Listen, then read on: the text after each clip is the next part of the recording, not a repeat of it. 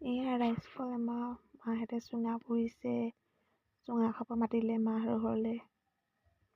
চুঙা পুৰি আছে এয়া মানুহজনে জুই ফুৱাই আছে জুইতেই বহুত ঠাণ্ডা। এয়া মাংস ফ্ৰাই কৰি আছে পপাই আৰু বৰমা আছে ওচৰত। বৰমা এনেই লাগি আছে ওচৰতে। এইফালে দালি মাংসত ৰাইচ আলু দিছে দেই, খাব চাগে পাম সোনকালে। এইফালে ভাজি বনাবৰ কাৰণে, এইফালে চুঙা ভাত, এইফালে লাই শাক আলু ফ্ৰাই।